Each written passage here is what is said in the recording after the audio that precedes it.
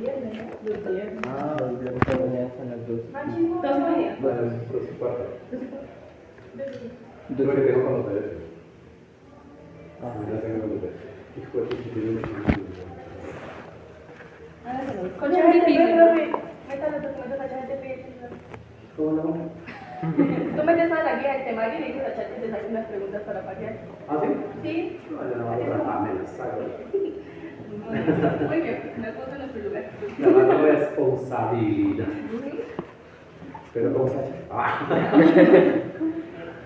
no, ya. Ya planeé mi primer quiz. El viernes miércoles. Pero muy padre. ¿Cuál fue? Pero digamos que De pasamos Chico a psiquiatría. ¿Cómo le fue? Mal. ¿Qué les preguntó? Ayer vimos las tubulares, falta con nefritis y la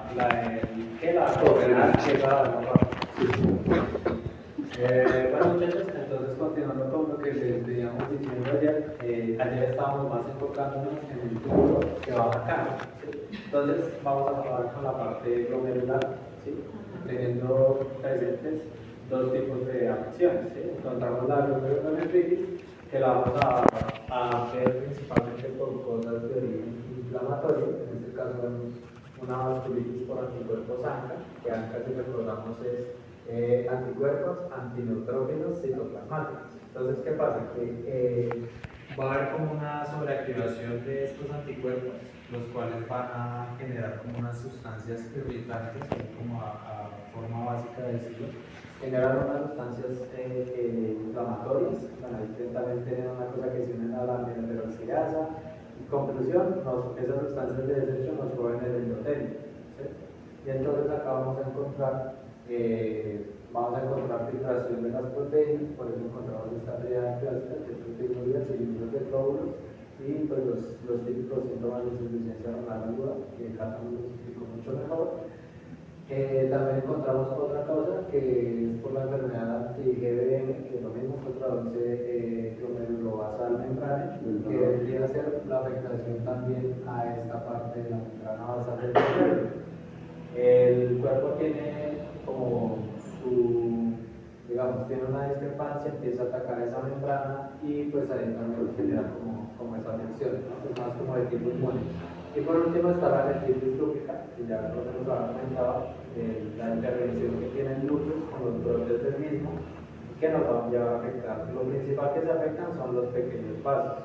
Entonces, por eso es como tan sensible órganos así como el riñón o partes ciertas del cerebro que pues se nos van a dar como afectados. Entonces, ahora vamos a tener la otra parte que es la microangiopatía trombótica. Con las anteriores, si se dieron cuenta, las tres son muy inmunes, son muy de autoinmunidad, ¿verdad?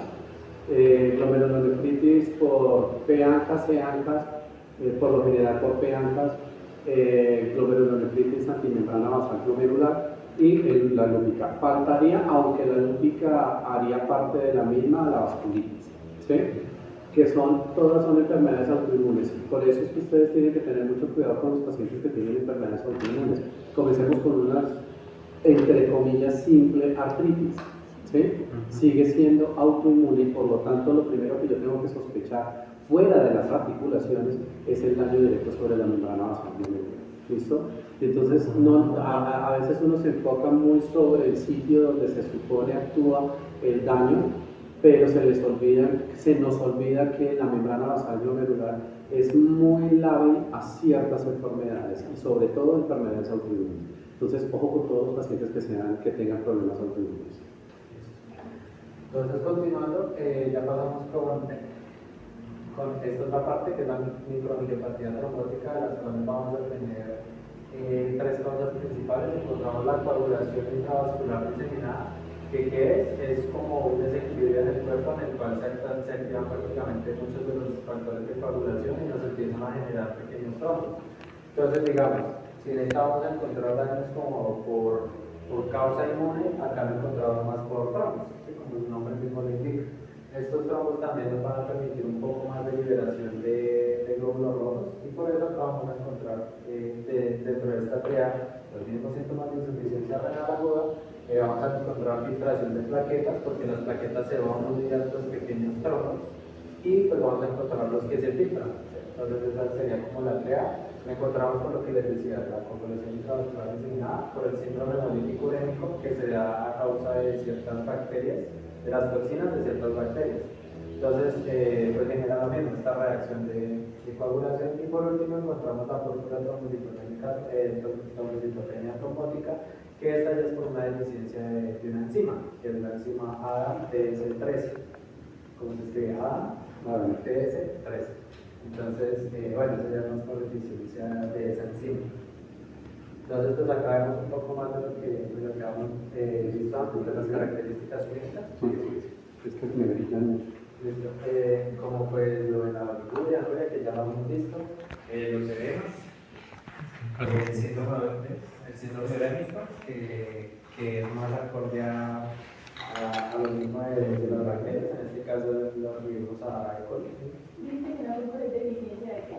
De una enzima que se llama ADAMTS. Adams. Como el nombre Adam, Como los locos Adams. TS y el número 13. ¿Cuál era? Púrpura trombocitopénica trombótica. ¿Y cuáles eran las otras? ¿Qué? ¿De causas? De las otras está acá la coagulación intravascular diseminada, el síndrome hemolítico urémico, que son las toxinas de las bacterias, y la púrpura. Cuando ustedes tienen un paciente con sepsis, hijos, aquí hay que tener muy en claro, cuando ustedes tienen un paciente que está entrando en sepsis o está en sepsis, el paciente puede entrar en coagulopatía intravascular diseminada. Por lo tanto, el primer órgano por lo general que se lleva, el riñón. ¿Sí?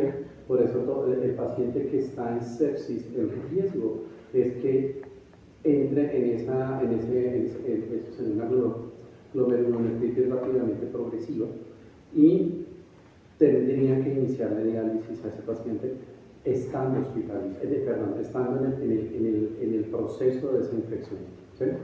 Porque el daño directo sobre o sea, hacen el complejo antígeno-anticuerpo general y se deposita muy fácilmente y muy rápidamente sobre la lámina basal glomerular, por eso es que se tira el riñón.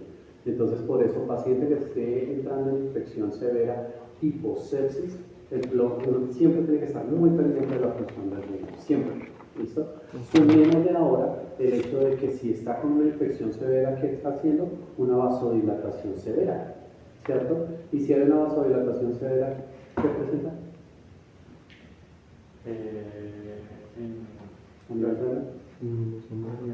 ¿Qué parte podría suceder? Si hay una vasodilatación generalizada severa secundaria a una infección tipo sepsis. Disminución de la presión.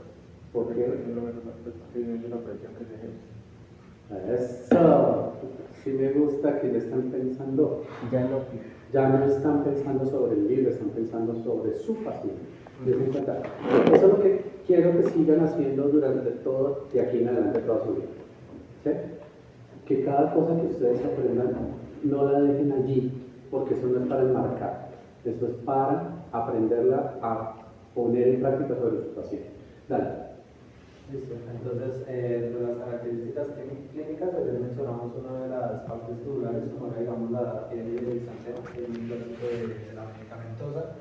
También encontramos otras alteraciones relacionadas con el sodio que nos van a afectar también el potasio, porque también no lo indicó como ese intercambio, alteraciones metabólicas, también ácidos sintomáticos. No, es que trajiste esa hipercalemia, eso es para no olvidar nunca. Fuera del dibujito chivo que les hice, pero eso es hipercalemia.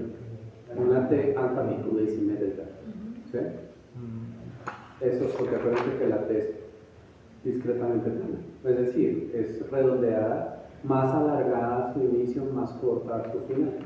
Pero si es alta, alargada y simétrica, eso no tiene pierde, eso es hipercalemia, comienza el manejo isofacto. ¿Sí? ¿Cuál sería el manejo isofacto? Insulina. Solución polarizada. Se llama Insulina y destroza. solución polarizante. ¿Sí? Y gluconato de calcio, para que con el calcio hagan intercambio de potasio. Bueno, acá son ya partes como el diagnóstico, que también ya acá vamos a ver un poquito.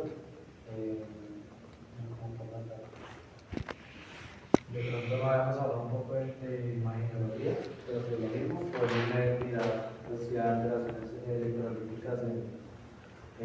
digamos, parcial normal, parcial de orina y plasmático, luego también vemos un aumento de la fracción excretada de sodio, que el profe también No es que esté aumentada, está normal. o sea, mayor a eso. Acuérdate que la fracción excretada de sodio va entre 1 y 2. Eso, ¿Sí? No, usualmente no se altera. Lo mismo en la fracción el sodio urinario, que acuérdense que estábamos diciendo que era entre 20 y 40, ¿cierto? El sodio excretado, 20 a 40 fracciones excretadas de sodio que nos viene entre 1 y 2. Aquí no hay alteración en el sodio porque se está eliminando el sodio normalmente porque no hay una alteración directa sobre el eje renina-angiotensina-aldosterona de retención de sodio masivo y por lo tanto si no se retiene sodio masivo, ¿qué pasa con el boom? Se eleva la Aumenta, sí. ¿Pero cuándo? ¿En la prerrenal o en la renal? Porque estamos diciendo que en la renal no hay activación severa del eje renina-angiotensina-aldosterona. En la prerrenal sí. ¿Se acuerda que habíamos dicho que en la prerrenal se elevaba muchísimo porque había una hipoperfusión sobre el riñón, sobre la nefrona, ¿cierto? Y al haber esa hipoperfusión directa sobre la nefrona, lo que va a hacer es que el eje renina-angiotensina comienza a hacer su mayor acción. Razón igualmente que por la cual se va a retener mucho más sodio y decíamos que al sodio se le pegaba todo, en ese entendido, el boom. Por eso es que la relación boom-creatinina en la prerrenal es cuando se pierde la relación boom-creatinina. Mientras que en la renal y la postrenal no debe de haber alteraciones en la relación boom-creatinina porque el sodio no se está reteniendo en forma masiva y por lo tanto la fracción excretada de sodio y el sodio urinario van a ser normales. Bueno, esta es como la clasificación que el profe nos había hecho, la aquí. En lo cual, pues, profe, eso era lo que yo le decía que me había confundido porque yo a veces era como 76 horas. A ver, ¿no tienes ahí la rifle? La orina la otra. Es que son dos. Sí. La rifle y la ágil. Sí, no son como 4. Sí, acá digo la ágil y la rifle. ¿Sí? Lo que pasa es que en Colombia se utilizan las... Bueno, ustedes van a ver que se puede utilizar en el hospital, utilizan las dos más frecuentes que son la rifle y la ágil. ¿Sí? Mira a ver si de pronto lo tienes ahí. La clasificación rifle. Entonces, ¿qué es lo que sucede cuando ustedes... terminamos con la postrenal y después nos metemos con rifle y ágil. ¿Listo?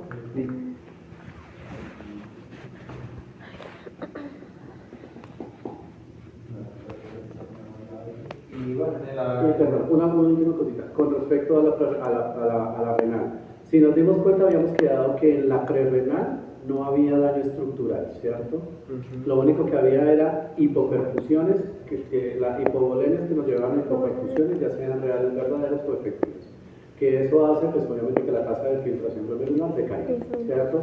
Y al decaer, por supuesto, va a haber oliguria o oliguanurias, ¿sí? Que eran las mismas que estábamos planteando en el plano cartesiano, que comenzaba con instauración, mantenimiento y recuperación con etapas de poliuria, ¿sí?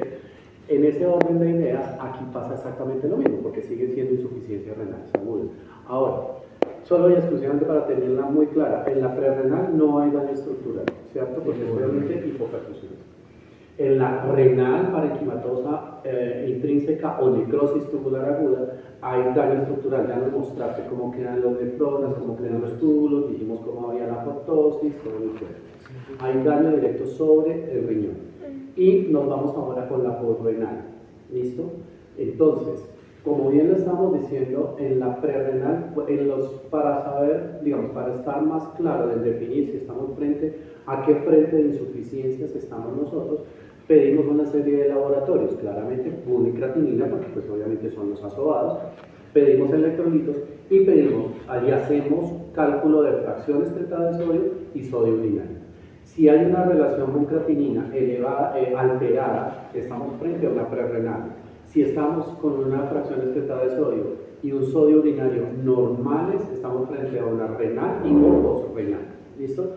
Esto acabo de hacerles un resumen así chiquitico y rápido para que no nos perdamos, porque ahora nos vamos con la postrenal, que es la menos frecuente. Nos dicen que la prerrenal es más o menos el 80%, las renales son el 15%, y en la posrenal el 5% con respecto a las insuficiencias renales agudas. ¿Listo? Ese es más o menos estadísticamente lo que se ha evidenciado con respecto a insuficiencias renales. Y esta es la menos común desde el punto de vista de frecuencia, pero la que ustedes pueden ver más fácilmente y la que es más lógica. Hagamos liberación. Entonces, Perdón. Dice que la renal es la fracción excretada de sodio y el sodio urinal están normales, ¿sí? En la renal parenquimatosis, Y la sí. La única que altera es en la prerrenal. Que se altera la relación bucreatinina y que la fracción excretada de sodio está por debajo de 1 y el sodio por debajo de 20. ¿Sí? Mientras que en la renal y la posrenal no se altera, siguen siendo normales e inclusive pueden estar por encima. Y la osmolaridad habíamos quedado que en la prerrenal estaba disminuida, ¿cierto? Mientras que en las otras dos no hay cambio de osmolaridad porque el sodio se está excretando. ¿Sí? Entonces ahora en esta insuficiencia renal aguda postrenal vamos a encontrar principalmente los episodios de obstrucción del paso de la orina, lo cual nos va a llevar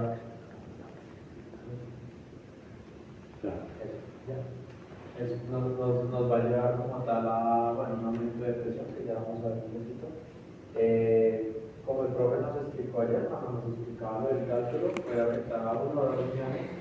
Si hay, en el caso del paciente que nos explicó, si hay enfermedad renal a causa de una enfermedad postrenal, es porque tienen que estar los dos riñones afectados. Sin embargo, pues también se pueden ver casos en donde eso va a ir, entonces el otro riñón se forza. Pero generalmente siempre para que haya como síntomas claros, son como el explosivo. Entonces, aquí solamente por ratificarlo, es cuando estamos hablando de una insuficiencia renal aguda postrenal, siempre los dos riñones se van a ver alterados. ¿Sí? Si uno de los dos es el único alterado, el otro coge el mando y hace una hipertrofia prostática, una hipertrofia funcional. ¿Sí? Razón por la cual no va a decaer la tasa de filtración glomerular mientras se supone que le arreglan su problema. ¿Sí? Pero aquí tienen que ser los dos riñones que se encuentren alterados, que se encuentren obstruidos. Claro, obvio, excepto que sea un irreno. Si tiene un solo riñón y si se le tapa, pues se jodió porque ahí estamos hablando de una porrenal. Y o que tenga un riñón hipoplásico y el otro funcional. Si se daña el funcional, se obstruye el funcional, pues se jode la tasa de filtración porque el otro está hipoplásico. ¿Sí? Entonces, que no se nos olvide, siempre tiene que ser los dos riñones. Uno, yo sé que está ahí, solamente lo estoy viendo, pero el ejemplo más clásico, solo y exclusivamente para ratificar lo que acabo de decir, siempre nos pone como la clásica ejemplo de una porrenal, una hipertrofia prostática. ¿Sí? ¿Por qué? Porque acuérdense que la próstata, la uretra pasa por el medio de la próstata.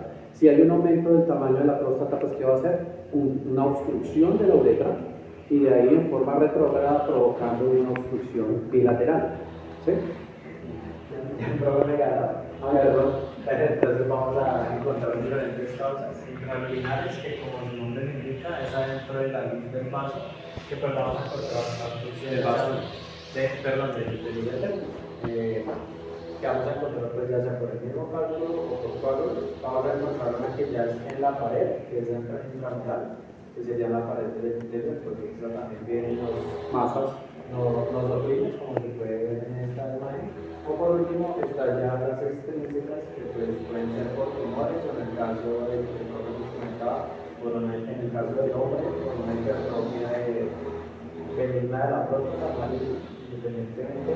Y también en el caso de la mujer, esto queda por los tumores ováricos, también pueden generar como esa presión. Más que ovárico, bueno, podría llegar a ser, pero es más cáncer de hígado. Cáncer del cuello uterino. ¿Saben por qué? Porque el cuello uterino estaría en la posición anatómica de la próstata. ¿Sí? Así que si aumenta el tamaño del cuello, presiona la uretra y va a ser lo de la próstata. Pues acá hay otra imagen que se ve también más chévere. Cierro en ese sentido. Que sería también como la presión de la orina y pues esto era como para el la metodología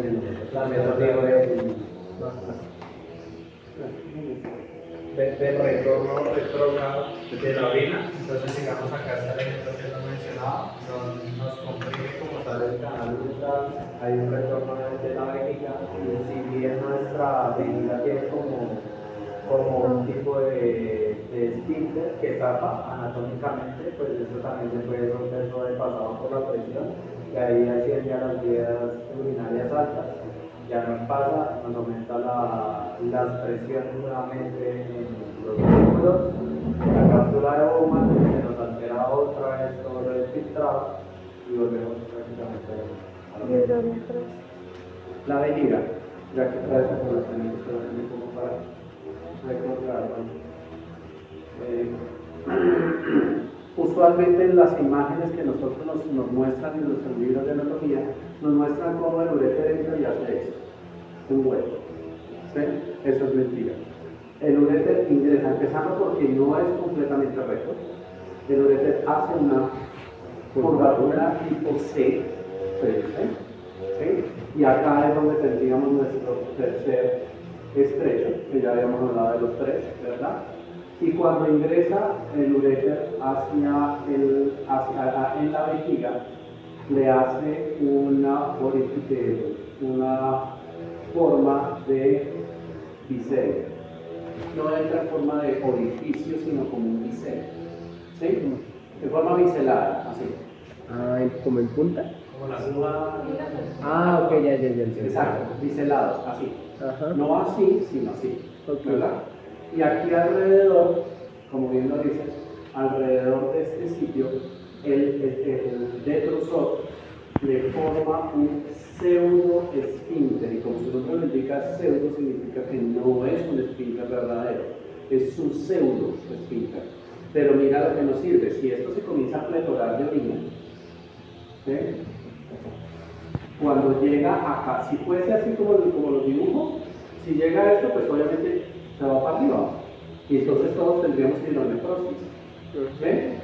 Acá entonces, con esta forma anatómica real, cuando llega a ese pseudoesfínter, el pseudoesfínter se cierra y hace que ese bisel se colapse. Y al colapsarse, por eso es que esta vejiga puede seguir aumentando su tamaño sin llegar a provocar una éstasis y retrógrada a la orina. ¿Sí? Por eso es que una persona puede llegar a tener hasta 2000 cc de orina. ¿Con cuánto nosotros sabemos que somos conscientes de tener orina? Es decir, yo digo, ya tengo chichi. ¿Sí? ¿Y cuánto tengo que ir a hacer chichi? En centímetros cúbicos. No. Ser consciente, 150. 150. Necesidad de ir a orinar, 300. Pero que la vejiga aguanta hasta con 2000, sí, con riesgo de estallido. ¿Sí?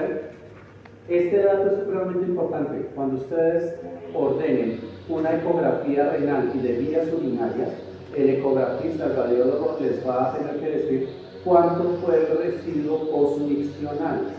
Si el residuo postmiccional es menor de 50, uno dice perfecto, no hay ningún problema porque pues no hay riesgo. Si el residuo postmiccional es mayor de 100, esa es una causa o una de las causales de por qué la persona puede llegar a estar haciendo infecciones de vías urinarias a repetición, porque está haciendo éstasis urinaria y teniendo un caldo de cultivo en la orina, de orina. ¿Listo? No, vamos a ver ahorita en hielo en el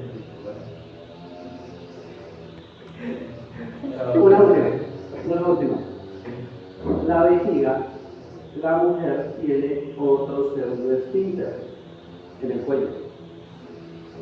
En el cuello de la vejiga de la mujer tiene un pseudoesfínter con fibras verticales. ¿Sí? Mientras que en el hombre tiene un esfínter verdadero. ¿Sí? ¿Por qué creen que los hombres tenemos un esfínter verdadero y las mujeres tienen un pseudo esfínter?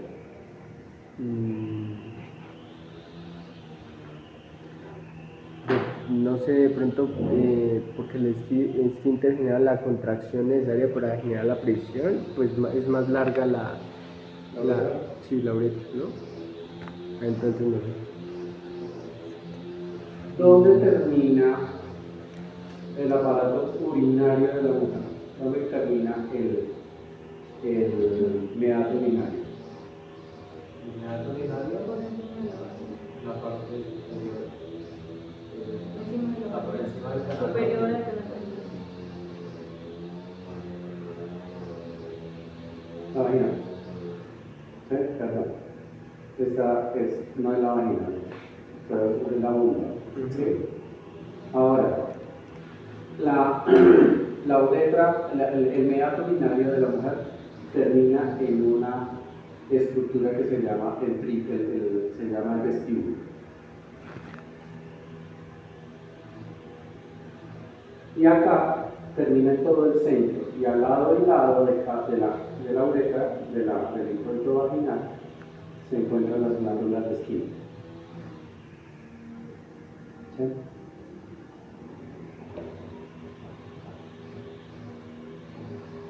Entonces, ¿dije vestíbulo? Sí. De acá, el vestíbulo. ¿Sí? Y a cada lado de la uretra está el vestíbulo. ¿Sí? Aquí abajo, inmediatamente debajo, se encuentra el introito vaginal. ¿Cierto? Y que era una de las razones por las cuales decíamos ayer que se presentaban posiblemente infecciones de vías urinarias en la mujer al menos una vez en la vida nacional. Y acá abajo se encuentran las glándulas de Bartolini. Las glándulas de Bartolini son las que nos van a dar la lubricación de la vagina, del introito, de todo en la vagina, porque la vagina no tiene glándulas. La que le da la lubricación son las glándulas de Bartolini. Y las glándulas de Skin ayudan a la lubricación, pero cuando se tiene el acto sexual o la masturbación, porque ellas son las que provocan dar la lubricación en ese momento, cuando hay una excitación. ¿Sí? En ese momento, estas glándulas son las que van a actuar con mayor actividad, pero las que van a provocar realmente la lubricación en el introito en la vagina son las glándulas de Bartolini. ¿Listo? Las glándulas de Skin son las que provocan o producen la eyaculación femenina, la llamada eyaculación femenina. ¿Sí? Que en el momento en que se logra la éxtasis mayor del coito, ellas son las que van a provocar esa cantidad de sustancia para lubricar esa zona y pues que tenga mayor facilidad la penetración. ¿Listo? Y si nos damos cuenta, entonces el meato urinario está aquí arriba. Mientras que en el hombre, ¿dónde va a terminar? Va a terminar acá. Es decir, la uretra masculina tiene dos componentes funcionales. Uno, excretor, y el otro es eyaculador. ¿Sí? Razón por la cual en el momento en que el pene se comienza a erectar, solamente con el simple hecho de pensar en la erección, este esfínter se tiene que cerrar. ¿Para qué? Para que si en un momento dado hay una eyaculación, no vaya a haber contaminación de orina en el semen, o por el contrario, haya una eyaculación retrógrada que se vaya hacia la vagina. ¿Listo? ¿Listo? Profe, la pregunta, dentro de esas glándulas de yo haré como que, no sé si es que todas las mujeres no las tienen o que no son del mismo tamaño y que por eso hay algunas mujeres que nunca tienen como escuelas, que hacen como esa eyaculación. La eyaculación femenina ¿Es que netamente no tienen? no las tienen que tener. O las tienen pequeñas. Obviamente sí, es lo mismo que dos riñones, pero es que tienen que tener no necesariamente, porque puede haber uno, ¿cierto? O los dos hipoplásicos o un hipoplásico. puede suceder lo mismo en cualquier parte, cualquier órgano de nuestro cuerpo. Pueden haber hipoplasias de las mismas y por eso puede ser una de las causales. Pero la mayor posibilidad, más que de las glándulas, es una cuestión psicológica. Que la mujer no tenga la suficiente satisfacción sexual y que por eso no se presente la eyaculación femenina. El pseudoesfínter no, porque no lo necesita. Pero si puede entrar, en eyaculación se puede entrar la letra. O sea, la ¿Qué piensas? Pero es que acuérdate que las glándulas de skin están aquí por fuera. Cuando se eyacula, eyaculan desde aquí para afuera. En cambio, el hombre eyacula desde comienza desde los testículos, están las tres glándulas. Está la glándula prostática, las glándulas seminales y las glándulas vulvuretrales o los recúperos. ¿Sí? Esas tres son las que en conjunto con el semen, ellas son las que producen el semen y los testículos producen las células, es decir, los espermatozoides. Así que todo eso tiene que salir. Pero no puede hacer cálculo. Esto, Desde acá no puede hacer. mira que estás afuera. Sí, Están pero afuera. así que podría hacer por eso. Pues te podría llegar a ocurrir, pero no para que así lo haciendo. Listo, dale. Y bueno, chicos, y por último, estaría el tratamiento que más va a hacer eliminar la obstrucción. Entonces, esto ya va a ser mediante cateterismo o cirugía como tal. ¿Qué es un cateterismo? En este caso, vamos a encontrar que la introducción de una sonda puede ser a nivel de la uretra, o si ya es algo más famoso, pues vamos a necesitar un catéter doble J, que es este que vemos acá, que sería para aliviar un poco la presión y permitir como el flujo de esa orina hacia abajo, ¿sí? Para que se nos quite todo eso que ya nos llegó hasta los túbulos, la cápsula de goma, y que nos está impidiendo que se haga el intercambio normal de las sustancias y que el cuerpo elimine estos desechos nitrogenados como hacia abajo. Entonces básicamente es esto, digamos acá está el catéter, lo pueden dar provisionalmente a través de la cirugía, también lo vamos a encontrar en las infecciones, también usan estos catéteres para aliviar el flujo de orina, que ahorita pues de pronto lo vamos a ver ahora más. La otra es la nefrostomía, que pues es como hacer todo lo que se llame ostomía, es hacer un hueco y por ese hueco hacemos como la extracción de la orina. Colostomía, gastrostomía, o en este caso traqueostomía, o en este caso pues la nefrostomía, que sería para aliviar esta presión. Cistostomía para la vejiga, y así algo hace estomía. No, no hay más. No. Traqueostomía, toracostomía, gastrostomía, nefrostomía y cistostomía. Bueno, y colostomía. Eso sería todo de este tema. ¿Hay manejo terapéutico, medicamentos no podría también? Claro. Por ejemplo, si es un cálculo. Por lo general toca destruirlo. Sí. Obviamente, si el cálculo yo quiero que sea drenado, acuérdense qué tamaño era. 0.8 menor a 0.8 milímetros.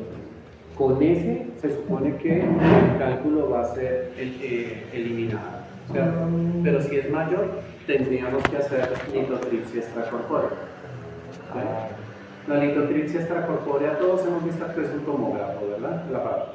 Sí. Es muy parecido, meten al paciente, le miran dónde está el cálculo y comienzan a botarle ondas de sonido. ¿Sí? Y con eso pulveriza o se espera pulverizar el cálculo y que salga en forma de barro. ¿Señor? Sí, cuando ya es muy grande. Cuando es lo suficientemente como para que pueda ser destruido. Si definitivamente no, tiene que hacer la litotripsia intraabdominal, es decir, ya sea por la paroscopia o por la parostomía. ¿Cómo se llama? Litotripsia. La de ondas, ¿cómo se llama? Litotripsia extracorpórea. esta Listo, digamos. Perdón. Una sola cosa. Solamente para ratificar lo que Arthur nos ha estado diciendo, pero quiero que quedemos claros. Y es que cuando estamos hablando de una tos renal, que era cualquier cosa, en este caso un cálculo, ¿verdad? Que está en la uretra, ¿qué va a hacer que toda esa orina comience a ascender? ¿Cierto? ¿A dónde? A la pelvis renal, cálices mayores, cálices menores, y después por los túbulos colectores sigue ascendiendo hasta llegar entonces aquí a la cápsula de Bowman, ¿sí? Que eso es lo que en últimas me va a provocar un aumento de presión hidrostática de la cápsula de Bowman, que va a competir contra la presión de filtrado, y eso es lo que va a hacer que se dañe la tasa de filtración glomerular. Por eso es que hay que desobstruir lo más rápido posible el riñón para que esto no se me vaya a fluir. ¿Listo? Profe, ¿ahí se produce la hidronefrosis? Sí, previa hidronefrosis y de ahí para arriba. Ahora sí. Buenas tardes, compañeros. Vamos a ver la última enfermedad que nos compete en lo renal. Entonces vamos a hablar de enfermedad renal crónica y tenemos que dar una definición. Entonces, para definir la enfermedad renal crónica vamos a hablar de la presencia de una alteración tanto funcional como estructural. Pero acá va lo importante, chicos, que tenemos que saber que para que se llame crónica o tenga ese apellido tiene que tener una duración de más de 3 meses. Entonces, nosotros hemos estado hablando muchísimo de la tasa de filtración glomerular. Y acá podríamos decir que un criterio es la tasa de filtración glomerular menor a 60, ¿sí? Pero entonces acá hay un punto importante, y es que nosotros no solo nos tenemos que fijar en eso, sino que fijar en otros 6 criterios importantes que tenemos para clasificar la enfermedad renal crónica. Porque, como lo vamos a ver ahorita, podemos tener un paciente que tenga una tasa de filtración glomerular mayor a 90, sin embargo, presentar algunos de estos 6, que puede ser albuminuria mayor o igual a 30, también sedimentos urinarios anormales, que acá hablamos de hematíes o de los ¿cómo se llama cuando se aglomeran esos cilindros? También anormalidades electrolíticas por daño en los túbulos, anormalidades detectadas por histología, anormalidades estructurales detectadas por imágenes, que acá podemos hablar, por ejemplo, de que tengamos unos riñones pequeñitos o atróficos, o que tengamos también quistes, y también historia de trasplantes, de trasplantes. Trasplante renal. Trasplante renal, sí. Listo, entonces para hablar como de etiologías, hice un cuadrito más o menos importante, y es que, como ya lo hemos venido hablando, la enfermedad renal crónica puede tener muchísimas causas, porque pues lo hemos visto y son todas las que nos han competido estos días o semanas, pero entonces la más importante y la que generalmente nos va a en mayor porcentaje nos va a generar enfermedad renal crónica va a ser la diabetes, que nos quede súper claro, pues que ya vimos la fisiopatología, que es un centro que está de más recordar. Vale, pues igual es el momento de tenerlo en cuenta. Listo, entonces acuérdense que cuando la sangre tiene mucho azúcar, pues eso se va a glicosilar, va a dañar el endotelio de las arterias, nos va a dañar mucho la aferente, va a haber una éstasis en el glomérulo, porque pues cuando se daña el endotelio, pues va a haber fibrosis, entonces va a haber mucha más presión, va a tener que romper mucho más tener más fuerza para pasar por la eferente, entonces pues va a haber una éstasis y esto nos va a generar pues claramente daño. O sea, eso genera como engrosamiento también de la capa. Fibrosis más que todo. Pues sí. Pero es como el engrosamiento de la capa crónica de esto, ¿cierto? Yo necesito que quede eso diáfano. Ya lo dijiste todo, lo único es tener en cuenta. Habíamos quedado que con la diabetes ya dijiste todo, lo único que aquí para tener acá es en el dibujo, es el engrosamiento de la arteriola eferente, ¿sí? La éstasis y aumento de presión sobre el ovillo glomerular, y recordando claramente que aquí estaban las células del mesangio, que esas células del mesangio comienzan a involucionar y estos espacios son llenos o llenados con fibrina, haciendo que el glomérulo se fibrose y eso me queda ya. ¿Listo? y que la hipertensión es muy similar, pero acá ya no hay engrosamiento, sino es un aumento de presión de las dos arteriolas, haciendo que aumente presión sobre el ovillo glomerular y exactamente lo mismo sobre las células. Involución de las células del mesangio y que esos espacios sean ocupados por fibrina, fibrosando el glomérulo. ¿Listo? Listo. Que en la primera, en la diabetes, por el aumento de presión, va a haber que todo diabético tenga proteinuria o microalbuminuria al menos. ¿Cierto? Que habíamos dicho que diabético que se respetara tenía microalbuminuria o proteinuria. ¿Listo? Que inicialmente se forma en hiperfiltrante por aumento de presión, pero cuando ya comienza a haber fibrosis, claramente la tasa de filtración altísima. ¿Sí? ¿Ya lo recordamos? Listo. Gracias. Listo. Entonces, como les dije, la principal causa puede ser la diabetes, sin embargo, tenemos muchas otras, como, y acá las clasifico como no diabéticas. Entonces, las primeras, las vasculares, que es la que el profe nos acaba de recordar, hipertensión, también una estenosis de la arteria renal, en lo glomerular, lo que nos hablaba José acerca de los inmunocomplejos que hay, que ya también lo recordamos hace 2 días, los túbulos intersticiales, que los vimos ayer precisamente por fármacos o no tóxicos, y la quística por enfermedad renal. A ver, entonces aquí hay una cosa que hay que tener en cuenta, es que se llama enfermedad renal crónica a diferencia de la insuficiencia renal aguda. ¿Se acuerdan que inicialmente yo les decía que por historia ambas se llamaban insuficiencias? Insuficiencia renal aguda e insuficiencia renal crónica. Pero al hacer todo el estudio y toda la cosa se llega a la conclusión que la insuficiencia es un daño que es menor a 3 meses, ¿sí? Y que tiene que tener tratamiento. Si le hacen tratamiento se recupera, mientras que la enfermedad renal crónica su límite son 3 meses hacia arriba, ¿sí? Y que no se recupera, no hay una recuperación, por eso se llama crónica, ¿sí?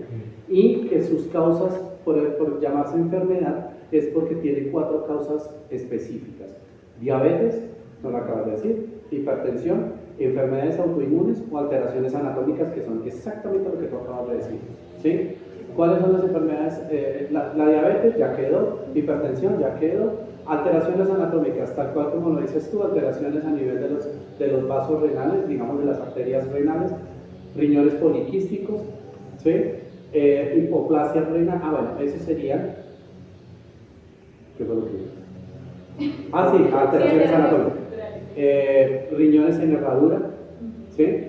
Todo lo que hace, o paciente unirreno, también se considera que ya tiene enfermedad renal crónica. Entonces, todo paciente que tenga cualquiera de esas 4, ustedes ya dicen para ustedes como médicos, este paciente ya tiene enfermedad renal crónica. ¿Listo? Es decir, si yo tengo un tío que tiene diabetes, para mí el man ya tiene instaurada enfermedad renal crónica. ¿Sí? Porque todo esto que se estaba hablando le está pasando en este momento y eso es de larga data. ¿Qué tiene que uno decirle? Tío, su merced, esté pendiente en medicina interna con todos los estudios que le estén haciendo desde el punto de vista funcional renal para que no vaya a entrar en diálisis. ¿Sí? ¿Qué tiene riñones? Un solo riñoncito. También tiene ya instaurada enfermedad renal crónica. ¿Sí? ¿Qué es hipertenso? También es paciente renal. ¿Sí? Lo único es que hay que tener en cuenta que son pacientes que se pueden controlar y mientras se controle la enfermedad se puede mantener su tasa de filtración glomerular. ¿Sí? Listo. Entonces, para la clasificación, yo me basé en la CAIGO, no sé si hay algún problema, pero bueno. Entonces, en la CAIGO nos dice, pues, una vez diagnosticada la enfermedad renal crónica, se va a clasificar en base de 3 cosas importantes. Primero, la causa. Segundo, la tasa de filtración glomerular. Y tercero, albuminuria o proteinuria, como nosotros la llamamos. Entonces, acá les vuelvo a decir que acá la falla de todos nosotros como médicos es tener la creencia que solo hay alteraciones cuando tenemos alteración en la tasa de filtrado glomerular. Recuerden los otros 6 ítems que ya les acabo de decir, que también son demasiado importantes para clasificar a nuestros pacientes como enfermos renales crónicos. Entonces, acá, para hablar de la primera, que es la causa, pues les vuelvo a recordar lo que ya les decía el profe: diabetes, síndromes autoinmunes, infecciones sistémicas, hipertensión, bueno, todo esto. ¿Y cómo lo vamos a diagnosticar? Claramente por medio de imagenología, de pruebas de laboratorio, de biopsias y pruebas genéticas cuando llega a ser necesario. Y entonces, acá también nos va a dar para la tasa de filtración glomerular, digamos que una escala específica, que acá la tenemos un poquitico más grande. Entonces tenemos, si ustedes ven acá, 1, 2, 3, 4, 6 6 estadios. Pero entonces el G3A y G3B se van a dividir. Entonces acá vamos a ver que cuando nuestro paciente está en clasificación G1 va a ser que tiene una tasa de filtración glomerular mayor a 90.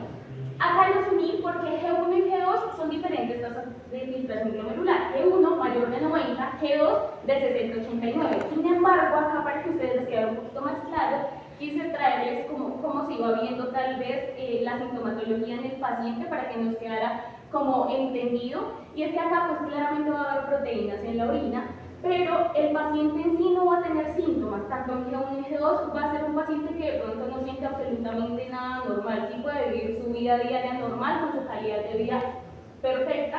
Y acá, si nosotros lo descubrimos, pues claramente tendríamos que controlar la enfermedad de base, que ya dijimos que es diabetes, hipertensión, todo lo que nos la genera, y pues usar medicamentos si es necesario. En la clasificación G3A, que la tasa de filtración glomerular va a ser de 45 a 59, pues ya vamos a ver que está un poquito disminuido, una disminución leve a moderada, y acá muchos pacientes siguen sin tener síntomas, pero algunos otros pueden empezar a tener una hipertensión arterial un poquito más difícil de controlar, que tú empiezas a pensar, bueno, esto está como raro, y una anemia leve. Acuérdense que anemia leve por la eritropoyetina, que si no funciona nuestro riñón bien, pues no se va a generar eritropoyetina, que es la que va allá a decirle a la médula ósea, oiga, trabaje, entonces pues menos glóbulos rojos, anemia leve. Y acá pues claramente se va a tener que manejar la anemia, evaluar la PTH, calcio, fósforo, la dieta moderada en sodio, y acá va a haber seguimiento de 3 a 6 meses generalmente. En la clasificación G3B, que es una filtración glomerular de 30 a 44, pues acá vamos a tener, ya empezamos a tener síntomas claros, ¿no? Entonces va a ser una anemia más marcada, una alteración óseo-minerales por lo mismo de la eritropoyetina, hiperpotasemia ocasional, que también ya lo vimos, y edema leve. Entonces acá pues claramente va a tener que ser control de potasio, el manejo de la enfermedad óseo-mineral y el ajuste de dosis de medicamentos si ya se tiene, o de las enfermedades de base que ya tiene el paciente. En la clasificación G4, que va de 15 a 29, acá ya empezamos a ver ya los daños graves. Fatiga importante, náuseas, edema, nada de lo que no hayamos hablado, que ya sepamos de fisiopatología, acidosis metabólica, hiperpotasemia y urema inicial.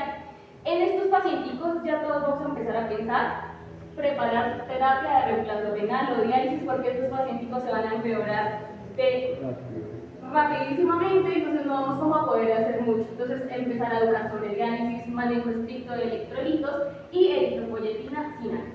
Sí hay anemia, perdón. Y clasificación G5, pues ya es una tasa de filtración glomerular menor a 15, y acá es el daño grave. Acá estos son pacientes que están con diálisis. Estos pacientes van a poder presentar náuseas, vómitos, prurito. Bueno, estas alteraciones van a ser claramente porque hay muchísimos metabolitos que no se están excretando por medio de la orina, que sería normal, y que ya lo vamos a ver un poquito más adelante, que se llama uremia. Y entonces, bueno, lo que ya les dije, estos pacienticos ya van a ser los que están en diálisis peritoneal. O pues también pacienticos que están en trasplante renal. Hay algo importante que no les dije, y es que en la clasificación G5 van a entrar todos los pacientes que sean trasplantados renales, y creo que también los pacientes que tienen un solo riñoncito o de trasplante un solo. Todo, acuérdate que hemos dicho que si tiene alteración anatómica ya tiene enfermedad renal crónica. Ahora, nos toca mirar cuál es la tasa de filtración glomerular para clasificarlo. Entonces, la CADIGO nos dice que podemos estimar la tasa de filtración glomerular por medio de marcadores indirectos. ¿Cuáles son los marcadores indirectos que hemos visto estos días? Pues el mayor, creatinina, ¿no? Acá nos dice que generalmente se hace creatinina en Colombia, pero que debería hacerse una ecuación que es creatinina-cistatina, porque es de pronto un poquito más estable. Acá no nos hablan del boom, porque decía que el boom puede alterarse de muchas formas y puede darnos como falsos positivos o darnos valores que no son reales. Por ende, si acá en Colombia pues no tenemos cistatina, vamos a tener que tomar primero creatinina. Cistatina se toma generalmente, por acá. No, no es muy común, no, es que cuesta muchísimo. Eso decía, pero entonces pues digamos que lo que dice la forma en la que ellos nos dicen es que uno tendría tendría que tomar primero la creatinina. Si uno no está seguro, si piensa que hubo alguna alteración por cualquier cosa, que haya estado deshidratado, que el paciente no esté bien nutrido, se tendría que tomar la cistatina y hacer la ecuación para que nosotros pudiéramos en realidad saber cuál es más o menos la tasa de filtración glomerular del paciente. Sin embargo, pues entonces con creatinina. Y el tercer ítem que nos dice el acádigo es la albuminuria, que también vamos como a poner a nuestro paciente en cualquiera de estos tres rangos, que el A1 sería menor de 30, el A2 sería entre 30 y 300 y el A3 mayor de 300. Entonces acá es importante saber que vamos a hablar de albuminuria claramente cuando solo estemos midiendo albumina en la orina y proteinuria cuando sean todas las otras proteínas. Y acuérdense que tenemos otras que no son, digamos, en mayoría. Son poquitas en la orina, pero pues se tiene que tener en cuenta. Profe, no sé si acá se mida la albuminuria y si esa era la que tiene que hacerse cuantificación en 24 horas. Esa es proteinuria en orina. Proteinuria en... Esta es por lo general en orina aislada, o sea, en un parcial de orina. Ok. ¿Sí? Dos cositas acá entonces. Se supone que ustedes van a estar en medicina interna rotando por nefrología con el doctor Caicedo. ¿Sí? Aunque me dieron un dato que ya se había mencionado. No sé si siga con ustedes, si él siga dictándoles clase a ustedes. ¿Sí? Pero, si les llega a dictar clase, les va a hacer dos preguntas, estoy seguro. Y él es de un genio que da deseos. Si no le responden, para que no los vacíe, dos preguntas que les va a hacer. Una, el tiempo para hablar de insuficiencia renal aguda o de enfermedad renal crónica, ¿cuánto es? 3 veces. ¿Cuál es el predictor de progresión y daño renal? La microalbuminuria. Esto que nos está diciendo. Bueno, ¿qué significa? Si nos damos cuenta, la microalbuminuria, albuminuria o la relación creatinuria-albuminuria, que es lo mismo, se mide en estadios A1, A2, A3. Menor a 30 es A1.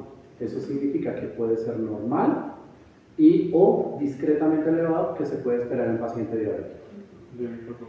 Microalbuminuria, de esto. 30, bueno. Menor a 30. Entre 30 a 300, eso es estadio A1. ¿Sí? A2, perdón. A2. ¿Sí? Eso es microalbuminuria. Y A3 es macroalbuminuria, es decir, cuando el rango está por encima de 300. ¿Sí? Entre más microalbuminuria tenga el paciente, mayor probabilidad de rapidez va a tener de daño en sus riñones. Por eso es que se llama que esto es el predictor de progresión de daño renal. Me hago entender adicionalmente con un ejemplo. Si mi paciente tiene una tasa de filtración glomerular normal de 125, ¿sí? Pero tiene una microalbuminuria de 1200, uno dice, pues está perfecto, fresco, no hay ningún problema. Puede que esté perfecta la tasa de filtración, pero ya tiene macroalbuminuria, porque está por encima de 300, ¿verdad? Eso significa que en cuestión de muy corto tiempo, el hombre va a tener un fallo renal, ¿sí? A pesar de que la tasa de filtración está normal. ¿Listo? Eso es lo que significa la microalbuminuria. Antiguamente no se tenía en cuenta la microalbuminuria, solamente decían microalbuminuria cítico, ¿sí? Pero con los últimos estudios se llegó a la conclusión que efectivamente entre más proteinuria, microalbuminuria tenga el paciente, más rápido y progresivo y rápidamente va a tener daño renal. ¿Listo? Y la razón, lógica, lo que estábamos diciendo de los riñones hiperfiltrantes. ¿Sí? Puede que esté aumentando la presión sobre el glomérulo, por eso tiene una tasa de filtración conservada, pero que el daño ya está instaurado. ¿Sí?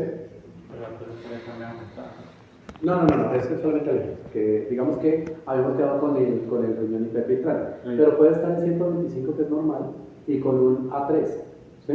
Ahí que me está diciendo, ojo marico, porque usted tiene un paciente que a pesar de que tiene una tasa de filtración glomerular, tiene una proteinuria en rango A3, es decir, macroalbuminuria, y eso significa para el paciente que ya tiene un daño renal instaurado y que va a progresar muy rápidamente en deterioro de su función.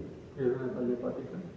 No, chino, todo esto es renal. Pero no puede ser. No, esto es físicamente renal, porque aquí es por pérdida renal, no por producción.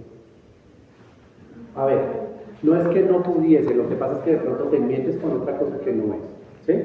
Que sí pudiese ser, claro, porque podría ser un hepatorrenal, sí, pero para que no te confundas más, métate solamente en la parte renal, para que no perdamos, digamos, la posibilidad de guiarnos solamente hacia la parte renal. Obvio, que eso no signifique que pueda tener un síndrome hepatorrenal que se esté tirando la función renal, claro que sí, sí, tienes toda la razón, pero para que no nos confundamos, entre otras patologías, entonces también nos metemos con cardiorrenal, y ahí sí que tío, ¿sí? Entonces, solamente metamos con la parte renal, ¿listo? Entonces, para hacer un resumen, siempre tienen que recordar que tenemos que clasificar a nuestro paciente con enfermedad renal crónica por la causa, averiguar causa, segundo, tasa de filtración molecular y tercero, albuminura. ¿Listo? Entonces ya para decir que tratamiento, pues obviamente lo primero va a ser tratamiento no farmacológico, que va a estar como concomitante con el farmacológico, pero esto es muy importante y nosotros tenemos que saber decirle a nuestros pacientes. Lo primero es una actividad física que por lo menos dure 150 minutos a la semana, que más o menos son 3 horas a la semana que podrían hacer. Si el paciente es tabacodependiente, pues tiene que cesar el tabaco, el alcohol, una dieta idealmente basada en plantas, evitando lo que hablamos con el profe, las carnes rojas y evitando ultraprocesados. Y en pacientes que están en estadio G3 a G5, evitar el consumo de proteínas. Evitar el alto consumo de proteínas. Más o menos tiene que consumir 0.8 kilogramos día. Pero esto es diferente en pacientes que están frágiles, sarcopénicos, que están agudamente enfermos. Estos pacientes no los podemos llevar pues también a como esa restricción en las proteínas y tiene que tratarse como si fuera G1 a G3, que es más o menos o no superar el 1.3 gramos kilogramo día y disminuir el consumo de sodio a 2 gramos día, porque generalmente son 5. Y bueno, pues manejo farmacológico yo siento que es demasiado extenso y lo primero es que tenemos que individualizar a nuestro paciente. Si sabemos que tiene nuestro paciente, si tiene diabetes, hipertensión, pues claramente tenemos que ir a tratar la causa que está generando nuestra enfermedad renal crónica. Entonces, por ejemplo, en hipertensos, buscar metas de presión arterial sistólica menores a 120, con IRA, IECA, ARA2, bueno, etcétera. Entonces, lo que les digo acá sí es muy específicamente de la enfermedad que nos esté presentando el paciente, específicamente. Y entonces, acá lo importante es saber qué es la uremia. Entonces, la uremia, vamos a hablar de la acumulación de toxinas que generalmente tienen que ser excretadas por medio de la orina y que cuando nuestro pacientico, pues sus riñones no están funcionando bien, claramente no se va a hacer. Entonces, estos tóxicos pueden ser la urea, creatinina, fosfato, ácido úrico, que claramente se van a acumular mucho en sangre y van a ir a cualquier parte de nuestro cuerpo generando un sinfín de afectaciones que podemos hablar, por ejemplo, del sistema digestivo, de náuseas, vómito, halitosis, que dice que es el aliento urémico, disfunción motora intestinal por las toxinas.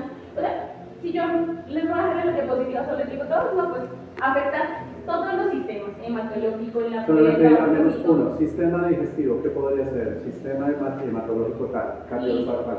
Entonces, en el sistema hematológico, anemia, como ya les expliqué, sistema cardiovascular, hipertensión súper resistente. El sistema neurológico nos va a generar confusión, letargo, irritabilidad. En el músculo esquelético, calambres, debilidad muscular. En el sistema endocrino, claramente vamos a tener una acidosis metabólica y el sistema cutáneo va a generar un prurito generalizado.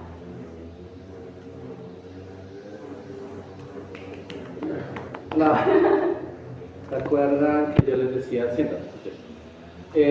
Porque además es un favor, tienes ahí en internet, ¿verdad? Me buscas por favor la tabla de la MDRD. Búscala aquí.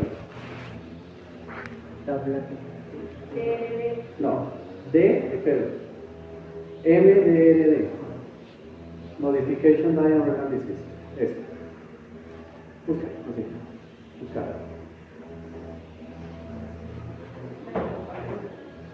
Entonces, voy a comenzar de atrás para adelante de lo que acabas de decir. La uremia, habíamos quedado que era diferente hablar de azoemia, hiperazoemia, hiperazotemia, hiperazoemia, mejor dicho, elevación de azogados que de uremia, ¿cierto? La elevación de azogados era solamente que los BUN y la creatinina se estaban elevando, pero la uremia es cuando ya que tiene síntomas. síntomas. ¿Sí? Búscame por favor una que tiene colores. Sigue bajando. No, Este animal. esa. Ah, Esa. Entonces, si ya recordamos que era azodemia o azotemia, ¿sí? Ya recordaríamos entonces qué es uremia. Básicamente Tiene es síntomas. paciente que tiene elevados los azodados, pero ahora se les suman síntomas. Y habíamos dicho que quiénes eran los que nos pueden llevar a la muerte. Encefalopatías urémicas, pericarditis urémicas y o discrasias sanguíneas urémicas, ¿sí? Que son las que nos pueden llevar a la muerte. El resto, si nos dimos cuenta, dentro de la que nos dice Vane, pruritos, mialgias, náuseas, vómitos, sí, son complicaciones, eso es uremia, pero uno se los maneja, pero el riesgo es la encefalopatía y la pericarditis y la discrasia sanguínea. Ahora, cuando ustedes tienen un paciente que le quieren definir si su paciente está ya con enfermedad renal crónica, ya dijimos que todo paciente diabético, hipertenso, que tenga enfermedades autoinmunes, todos ellos tenemos que calcularle la tasa de filtración glomerular. Hay varias formas de calcular la tasa de filtración glomerular. Una de las en laboratorio, entonces uno pide un estudio de orina en 24 horas. ¿Sí? Si ustedes quieren saber con un poquito más de exactitud cuál es la tasa de filtración glomerular de su paciente, le piden un estudio de orina en 24 horas. ¿Sí? En el estudio de orina en 24 horas nos van a reportar, uno, el nitrógeno ureico en sangre, perdón, en orina, de 24 horas, que se llama NUL. Ahí yo no llamo BUN porque no es en sangre, sino es en orina. Lo llama NUL porque eso es en inglés. En orina. ¿Qué es lo que cuando ustedes piden estudio de orina en 24 horas, qué es lo que nos van a reportar? El nitrógeno ureico en sangre, la creatinuria. Obviamente sigue existiendo, todo esto es en 24 horas.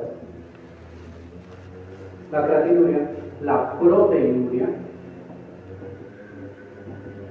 y la depuración de creatinina.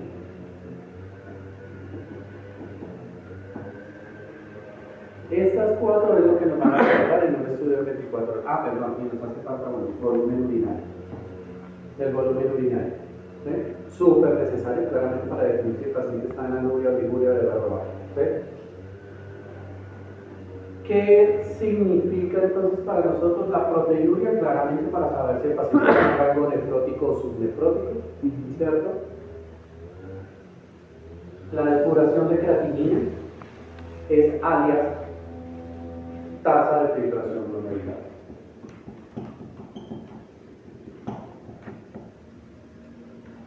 Entonces, si la depuración de creatinina les aparece que tiene una depuración de 42, ¿sí?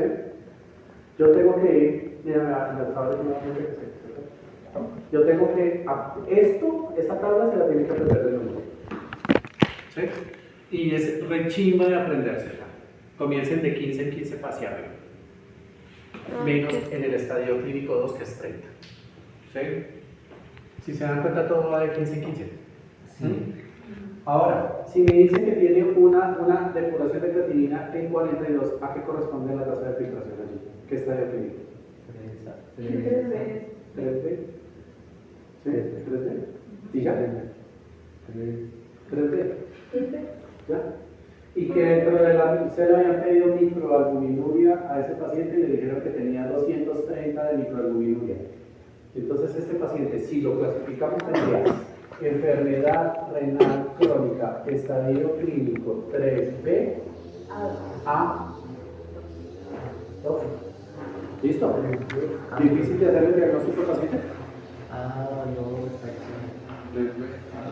Sí, mira, ahí está. Entonces ahí, lo que está en colores, pues por eso quería que lo pusiéramos, porque lo que está en colores es un semáforo, una no sé qué de calor, una tabla de calor, para definirnos en qué estadio de progresión de la enfermedad renal estaría el paciente.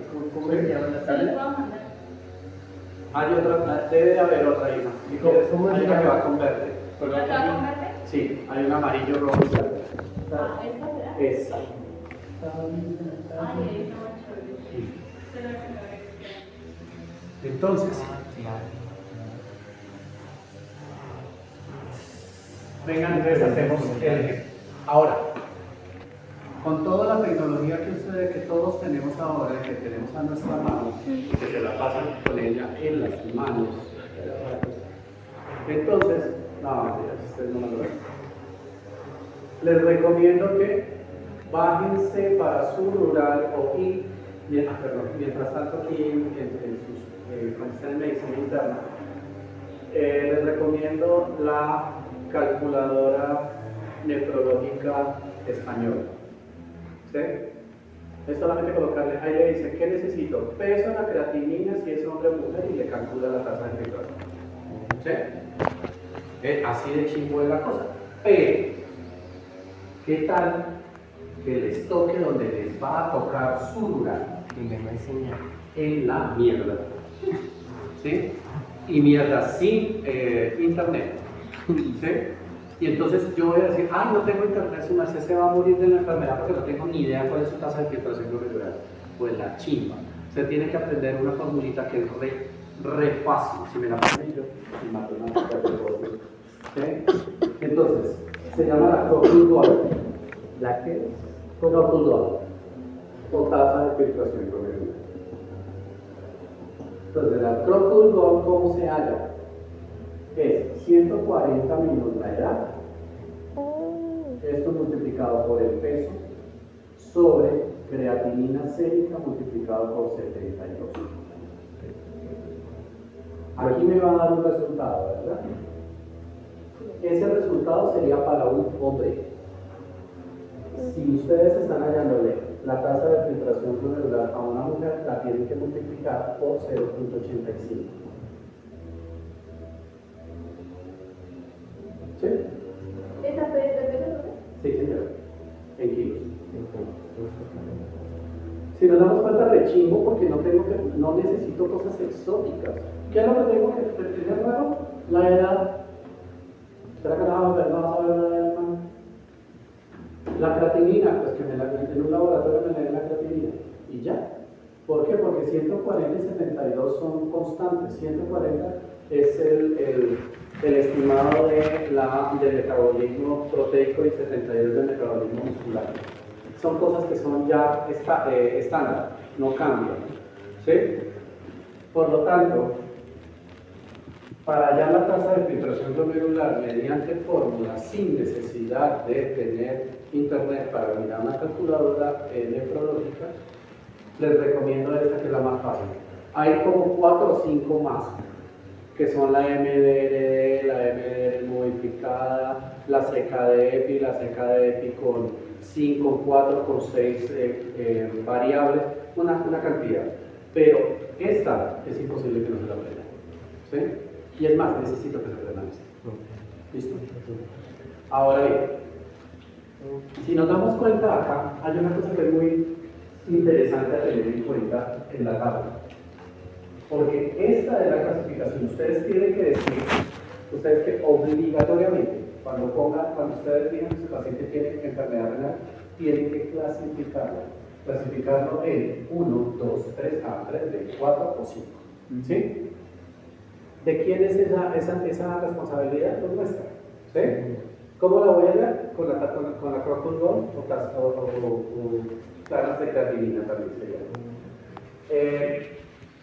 Entonces, ¿qué significa esto? Aquí hay una cosa que es buenísima que yo les decía. Bueno, lo primero que tú decías, el estadio clínico 3 se abrió en 2, 3A y 3B. ¿Sí? Porque si se dan cuenta de lo que dice aquí, normal o alto debe de disminuir, disminuir moderado grave, disminuir grave y falla renal. ¿Sí? Van en descenso. ¿Ok? Nos dicen que hasta 3A, es decir, si mi paciente está en estadio clínico 1, 2 o 3A, me están diciendo, oiga, ustedes como médicos no le han hecho ni mierda a ese paciente. ¿Sí? Y o, que es lo más común, su paciente no les está haciendo ni mierda de caso. ¿Sí? Es diabético, no se está colocando la insulina, no está llevando a cabo la dieta, no está haciendo lo que usted debe hacer. Y por eso viene el deterioro. Recuerden claramente que esto es irreversible. Por lo tanto, yo no puedo esperar que si mi paciente está en estadio clínico 4, en algún momento me llegue a estadio 4, a estadio clínico 1. No, esto va a ser deterioro. ¿Y qué significa estadio 4? Entonces nos dicen 3A, de 1, 2 y 3A, que es ponerle cuidado. Ojo, su paciente se está jodiendo. ¿Sí? 3B, ¿qué significa para nosotros 3B? Mantenga ese viejo en 3B a como de lugar. No lo deje que se deteriore más. Oblíguelo, entre comillas, a hacer las cosas que ustedes como médicos lo ordenan. Ojo con la dieta, ojo con los medicamentos. ¿Sí? Estadio clínico 4, como bien lo decía tú, estadio clínico 4 es prediálisis. Se llama estadio prediálisis. ¿Qué significa? Que en cualquier momento de su vida, puede ser mañana, 2 semanas, 1 año, lo que sea, el man va a caer a diálisis. Por eso se llama estadio predialítico. Ustedes van a ver que en las unidades renales se tiene un grupo de apoyo. ¿Quiénes son? Nutrición, trabajo social y psicología. ¿Por qué? Porque ya yo tengo que decirle al paciente de hemática, tiene que ir a que lo vea nutrición, que lo vea el grupo de apoyo. ¿Por qué? Porque en cualquier momento usted va a necesitar diálisis. ¿Sí? Y estadio clínico 5, por debajo de una tasa de filtración por debajo de 15, significa diálisis. ¿Sí? Terapia de reemplazo renal. Existen 2 tipos de terapia de reemplazo renal, la hemodiálisis y la diálisis peritoneal. ¿Sí? Así las cosas, si el paciente viene con un estadio clínico por debajo de 15, ese paciente va a requerir diálisis, terapia de reemplazo renal. Mientras, si es posible, ingrese a el listado de trasplante renal. ¿Listo? Acuérdense, esto es imparagitable, esto es de deterioro, nunca sube, ¿sí? Esto siempre va a ser deterioro. Bueno, ahora, me dicen que hay 2 máximos para que yo meta a mi paciente, para que yo diga que el paciente tiene enfermedad renal crónica, ¿sí? 2 máximas. La primera máxima, que la tasa de filtración glomerular esté por debajo de 60. Es decir, si está por debajo de 60, la tasa de filtración glomerular, per se, el paciente ya está con enfermedad renal crónica y lo tengo que clasificar en esta tabla como paciente renal.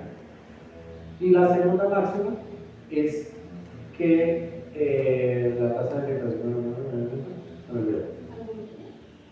no, esa es la progresión.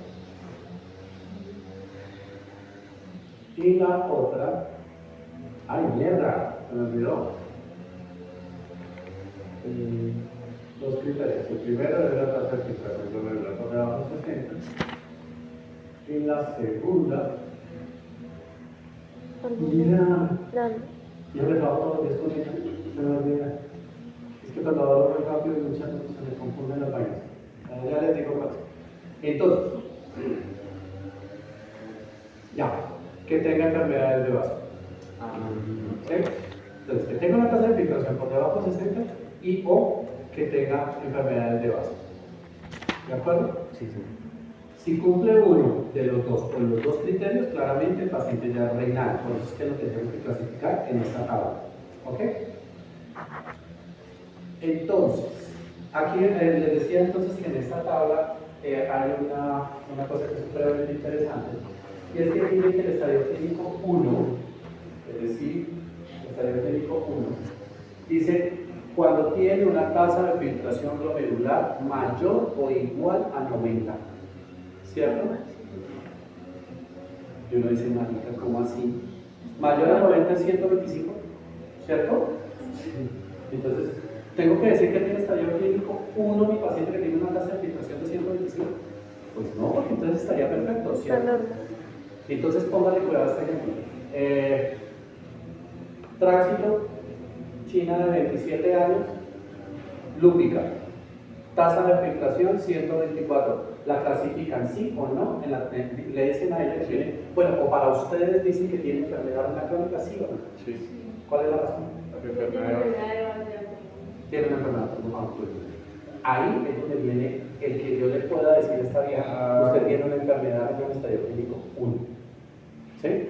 Y entonces ella se va a pegar a llorar y no sé qué, entonces por eso es para nosotros como médicos, que yo ya sé que este paciente tiene una tasa de filtración perfecta, pero tiene una enfermedad de base que yo ya sé que me la va a deteriorar.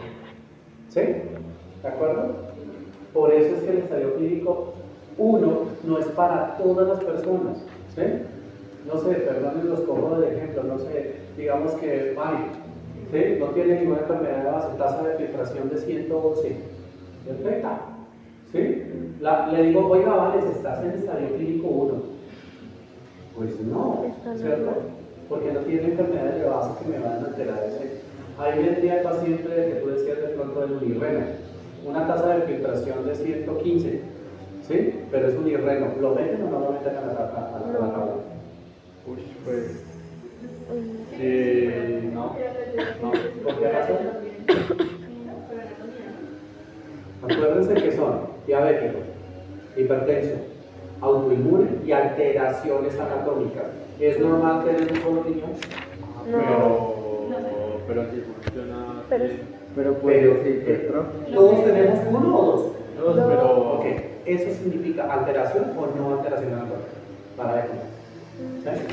Tiene un solo riñón que está funcionando perfecto, sí, pero tiene una alteración anatómica, le falta uno. O sea, el niño ya quedaría G1. Con estadio clínico. Cualquier alteración.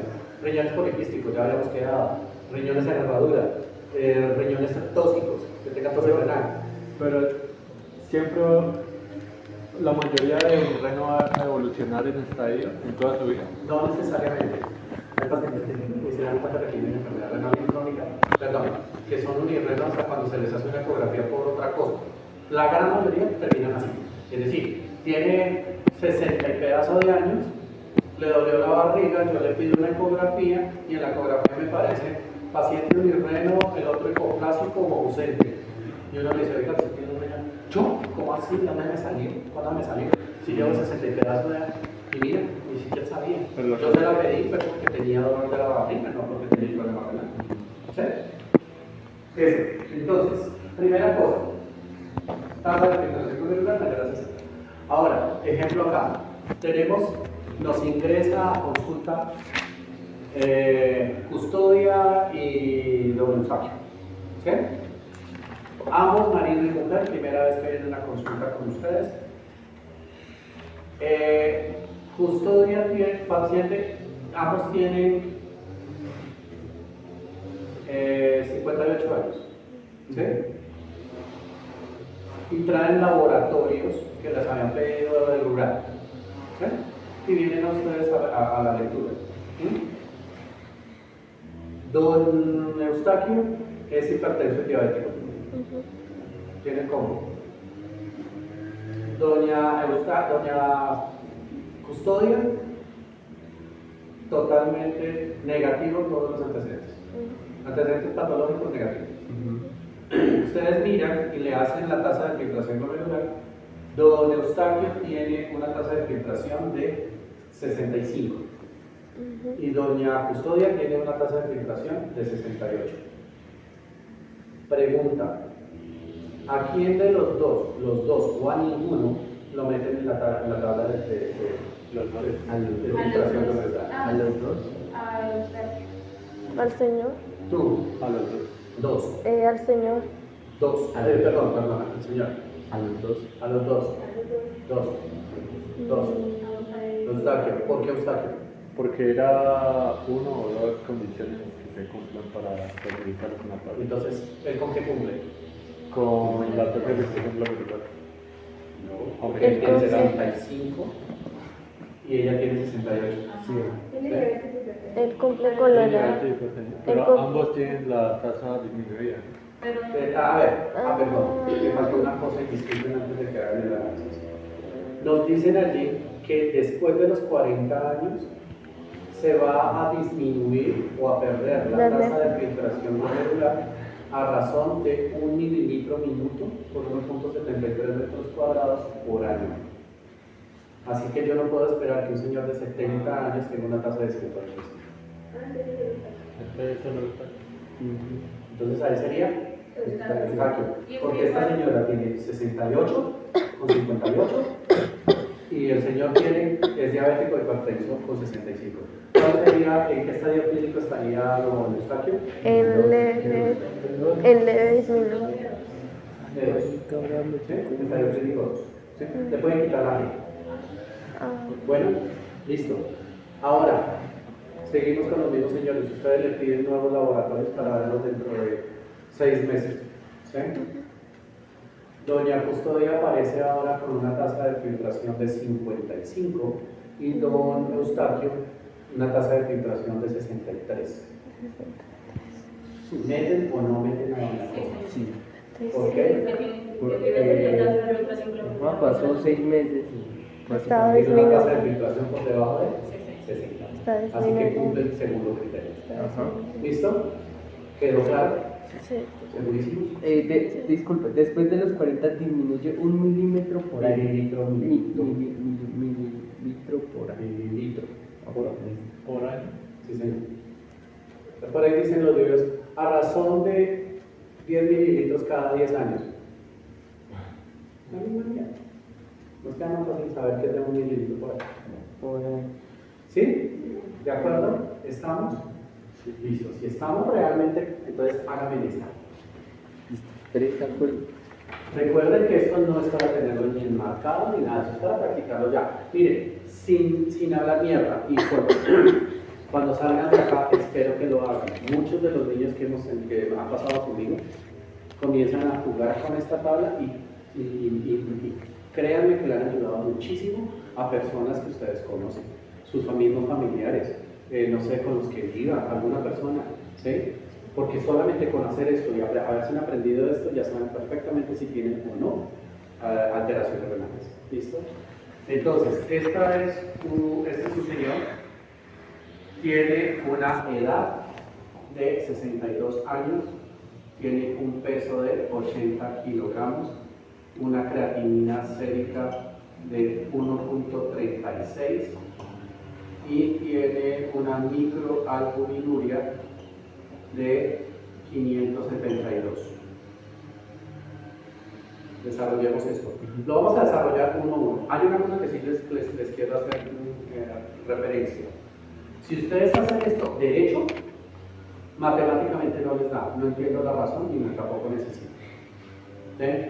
Háganlo paso a paso. Es decir, 140 minutos de edad, quédense quietos y ahora sí multipliquen por el peso. Porque si lo hacen derecho, no se puede, excepto que le pongan los paréntesis. Pero bueno, entonces la recomendación es esta. ¿Listo? Sáquenme la calculadora, por favor. Sí, aquí sí. Entonces, 140 menos la edad, ¿cuánto da? 80. ¿80? Sí. No, de 62. 140 menos la edad. 140 menos 60. La edad. Ah, 78. 78 multiplicado por el peso, ¿cuánto da? 6.240 arriba. Creatinina sérica 1.36 por 72, ¿cuánto da? 97 puntos. 92. Aquí los puntos y lo que sobre se lo tienen que colocar, porque eso le varía muchísimo. ¿Cuánto da esta división? Ya. 97. 63 cerrado. Recuerden que los puntos son importantes. 67 puntos. 73.7. ¿Hay que hacerle algo a ese resultado? No, porque es hombre. Siempre va a quedar igualito, tal cual. No porque es Pero hombre. la pregunta es, ¿hay que multiplicar No porque es hombre. No, porque él es hombre. Porque es un hombre. Ajá. Listo.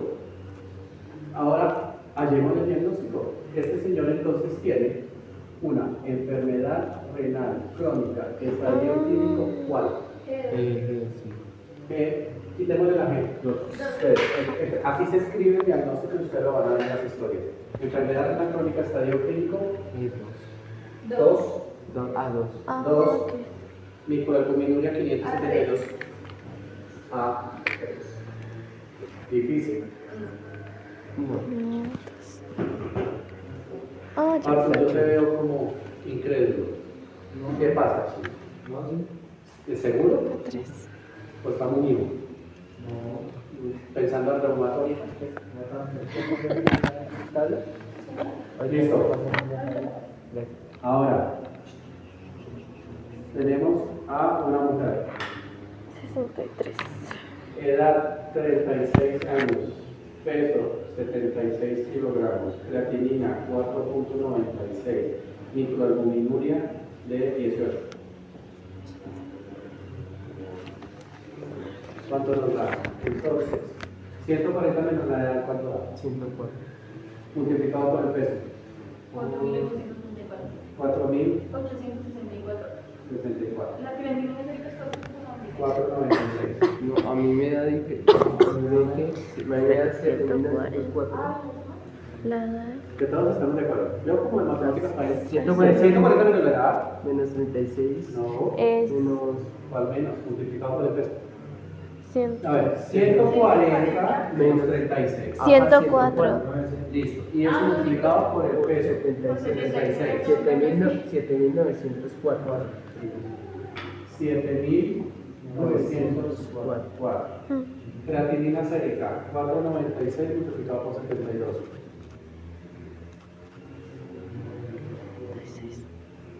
Eso es 4,96. Sí, señor. 300.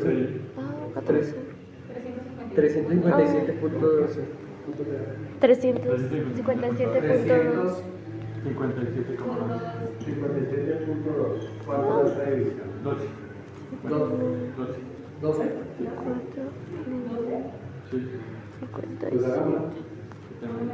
22.12. Es que es mejor como de a poco. 22.13. Acuérdense que dos numerales después del punto. Ah, ok. ¿Listo? 22.13. Hay que hacerle algo. Sí, porque es mujer. Porque es mujer, entonces multiplicamos por 0.85. ¿Cuánto da? 18.80. 18.81. Clasifiquemos a esta señora. Tiene enfermedad renal crónica, estadio clínico 4. Y microalbuminuria 18. A1. La misma. ¿Difícil? No. Ah, ok. ¿Segurísimo? Ah, ¿tú tienes eso? Sí. Eso es enfermedad renal crónica. ¿Ok? Ahora, nos haría falta la enfermedad renal crónica agudizada, que creo que quedó claro ayer cuando hablábamos de nuestros pacientes. ¿Sí? No la van a explicar, por favor. No, solo lo estaba mandando. Gracias. Entonces, ¿qué es en sí una enfermedad renal crónica agudizada? El paciente estaba en estadio clínico 2, ¿cierto? El anterior. Le había dado. ¿Cuánto era la tasa de filtración? 63.7. ¿Cuánto? 63.7. Listo. Entonces estaría en estadio clínico, enfermedad renal crónica, estadio clínico 2 a 3, creo que era que estaba, ¿cierto? Sí. Listo. El man ya tiene instaurado esto, ustedes ya lo habían diagnosticado, ¿qué tal? ¿Verdad? Pero imagínense que a este man le picó la diarrea y el vómito. Diarrea, vómito, diarrea. ¿Sí? Cuando tiene tanta diarrea y vómito, ¿qué es lo primero que ustedes sospechan sobre el riñón? ¿Qué podría llegar a pasar? Hipoperfusión. Y entonces, ¿a qué me lleva una hipoperfusión sobre el riñón? Menor de. Listo. Comienza a deteriorarse aún más esa tasa de filtración glomerular. ¿Sí? Un paréntesis. Ese ejemplo que acabamos de, que estoy planteando, ¿en qué se constituiría? ¿Qué enfermedad podría llegar a tener? Si no, pues, solamente, no me quiten la vista de este, pero si lo apartamos de este, ¿a qué me podría llevar una diarrea con la hipoperfusión? Entonces, ¿sería una hipoperfusión de qué tipo? No, real. Verdadera. Si hay una hipoperfusión real o verdadera sobre el riñón, ¿en qué se traduce? ¿Qué se podría llegar a traducir en el riñón? renal? Insuficiencia renal aguda, acuérdate que es todo completo. Ok, perdón. Insuficiencia renal aguda de origen prerrenal. ¿Sí? ¿Estamos de acuerdo, sí o no? Sí, sí. ¿Todos estamos de Sí. acuerdo? Listo. Entonces, eso es lo que me podría llegar a suceder con este paciente. Entonces, un ejemplo. El paciente pudo haber sido diarrea, vómito, reserva, ¿sí? Por el contrario, fue que le dieron, le colocaron medio de contraste a este paciente que ya está en estadio clínico 2. Si le meten medio de contraste sin revisar la creatinina, ¿a qué lo podría llevar? Y eso que necrosis tubular aguda, alias llamada insuficiencia renal parenquimatosa O renal intes- intrínseca. ¿Sí? Otro ejemplo, a este señor lo que le picó fue la hipertrofia prostática benigna. Ah, ¿A ¿esa qué es lo por podría llevar? obstrucción? Esa es por obstrucción. Por obstrucción. Y sería entonces Insuficiencia renal aguda postrenal. ¿Sí? Por lo tanto, todo lo que sea prerrenal, renal o postrenal en un paciente que ya tenga los riñones jodidos, me lo puede llevar a una insuficiencia renal aguda, perdón, a una enfermedad renal crónica agudizada. Ve. ¿Sí? Es decir, que se le pega a la renal, a una enfermedad renal, una insuficiencia renal aguda.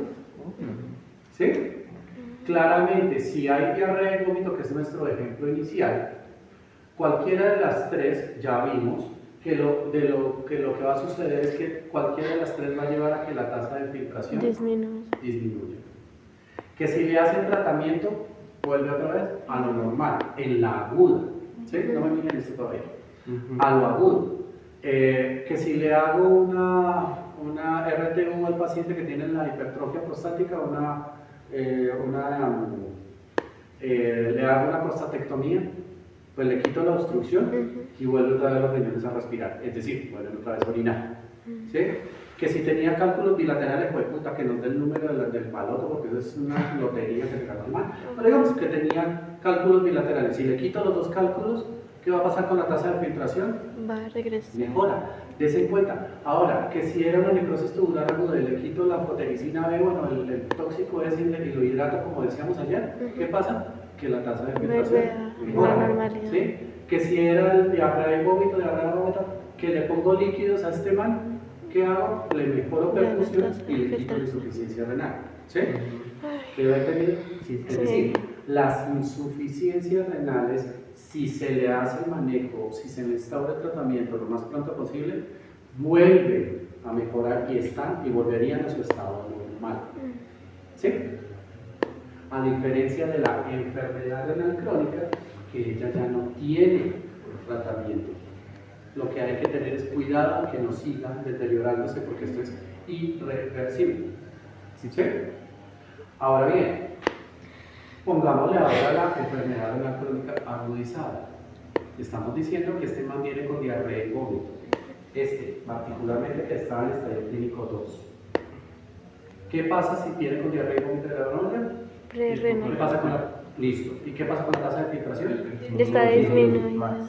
Entonces, digamos que llegó a una tasa de filtración de 26. Ustedes le hicieron la Procul que acabaron de hacer y le dio una tasa de filtración de 26. ¿Ahora en qué estadio clínico está? En G4. Entonces, este man viene como cayó de un estadio clínico 2 a un estadio clínico 4. Ya espero. ¿Sí? ¿Qué es lo que lo está agudizando? La hipoperfusión secundaria a...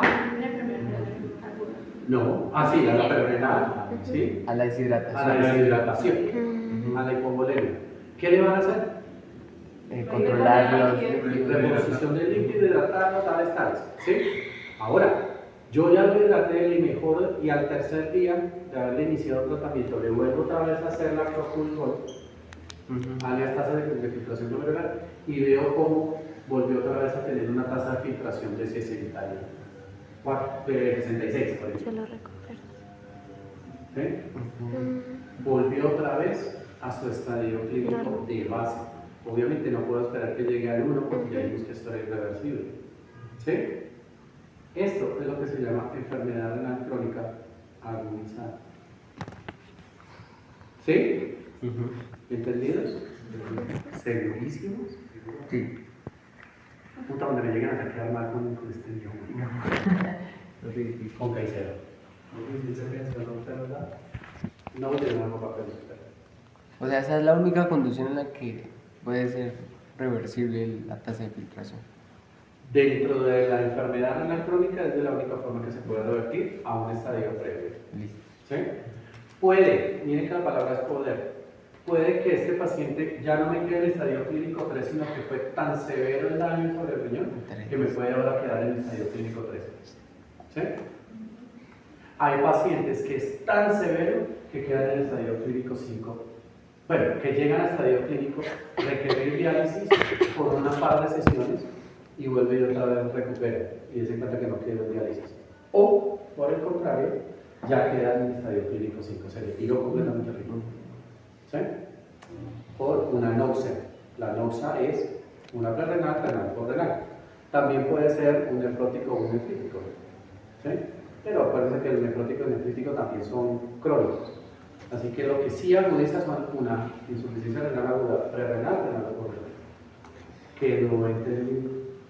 Sí, conste que lo he preguntado ya como 4 veces. Sí, sí. Señora. Profe, o sea que la insuficiencia renal aguda sí tiene tratamiento, mientras que la crónica no. Solo se puede hacer un manejo y ya. ¿Y cuánto puede durar una persona viviendo si tiene una enfermedad renal crónica? Mucho tiempo. Sin diálisis, sin terapia de reemplazo renal. Muchísimo tiempo. Mientras se cuide. ¿Sí? Okay. Porque si no se cuida, si es un paciente hipertenso, no se deja para las pepas y para columna de la pata echando cola, ¿sí? Pues se lo dio. ¿Sí? Pero gracias un favor, me gusta salir de rifle.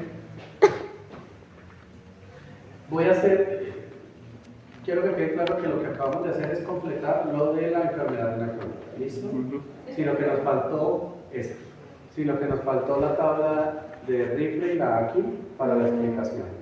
Acuérdense que siempre que lo que tengan nombres y apellidos, las enfermedades que tengan nombres y apellidos, hay que colocarlos, ¿sí? Yo no puedo llegar pasando revista, por ejemplo, ayer con nuestros pacientes. Ah, don Pedro, tiene diabetes. Sigamos. ¿Qué? ¿Diabetes tipo qué? 1, 2, gestacional, insípido, ¿sí? Entonces yo tengo que ponerle el nombre. No, yo no puedo decir, sí, es que don Pedro tiene insuficiencia renal. Pues puta, dígame si es prerrenal, renal o postrenal. Necesito saber, porque no es el mismo tratamiento, es lógico, ¿cierto? Entonces yo necesito saber cuáles son los diagnósticos. Por ejemplo, acá en estos que estábamos diciendo, enfermedad, yo tengo que decir, un paciente que tiene enfermedad renal crónica, estadio clínico 3A a 2. Porque yo ya sé entonces en qué nivel se encuentra el paciente y cuáles son nuestros manejos. Bueno, ahora, me retrotraigo un momento a las agudas. Así como acabamos de analizar la tabla de la MDRD para la enfermedad renal crónica, para clasificar pacientes con enfermedad renal crónica, y mire que lo he repetido ya y la última vez tercera, la MDRD es para pacientes crónicos, para pacientes con enfermedad renal crónica.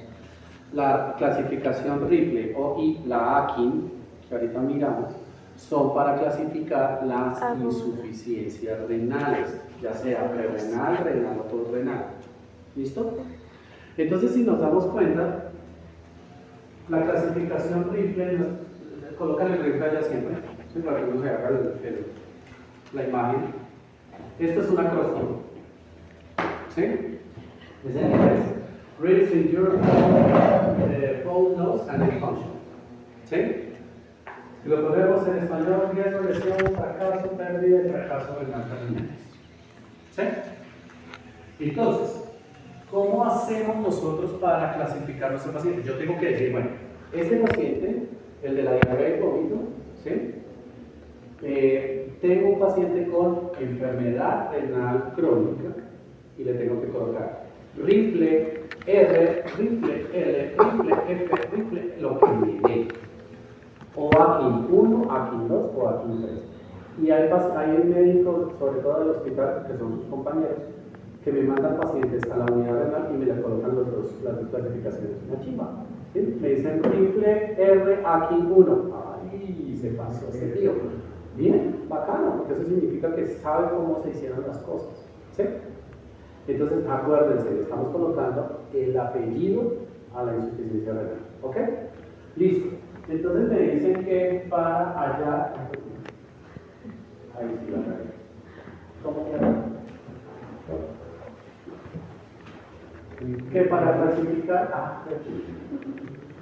Entonces, para ponerle la clasificación RIFLE a la insuficiencia renales, me dice usted lo puede hacer en tres formas.